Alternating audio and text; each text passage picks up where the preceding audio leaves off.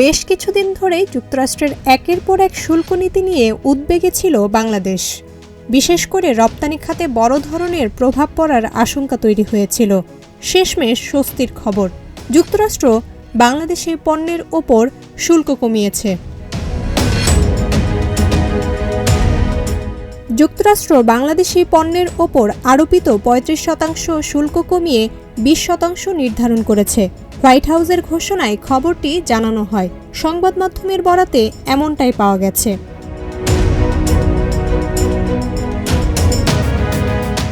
Trump প্রশাসনের হঠাৎ ঘোষিত পাল্টা শুল্কে রপ্তানির অন্যতম প্রাণভ্রমরা তৈরি পোশাক খাতে নেমে এসেছিল ধসের শঙ্কা।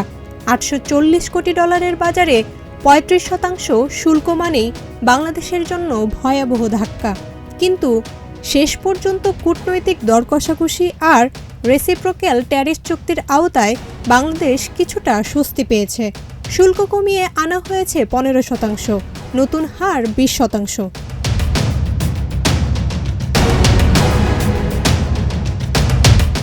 এই জয় সম্ভব হলো ট্রাম্প প্রশাসনের সঙ্গে ৩ দফা হেভিওয়েট বৈঠক করেছে বাংলাদেশ। বাণিজ্য উপদেষ্টা শেখ বশিরউদ্দিনের নেতৃত্বে প্রতিনিধি দল দফায় দফায় যুক্তরাষ্ট্রের ইউএসটিআরের সঙ্গে কথা বলেছে।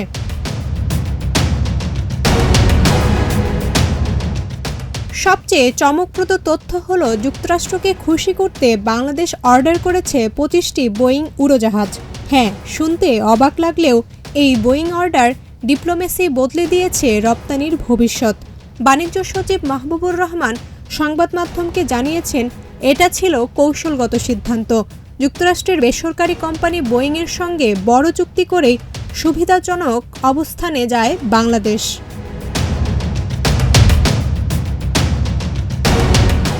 শুধু বাংলাদেশ নয়, Pakistan, Bharat, Indonesia, Malaysia, Vietnam সহ অন্তত ২৫টি দেশের ওপর নতুন করে পাল্টা শুল্ক আরোপ করেছে যুক্তরাষ্ট্র। এর মধ্যে মিয়ানমারের ওপর তো একেবারে ৪০% শুল্ক। এই কঠিন বাজারে বাংলাদেশের এই সাফল্য রপ্তানির গতি ফেরাবে কিনা সেটা সময়ই বলবে। কিন্তু কূটনৈতিক বোয়িং চালানো যে এবার ফল দিয়েছে তা বলাই যায়। জান্নাতুল মাওয়া, অর্পিতা, প্রজন্ম ২৪।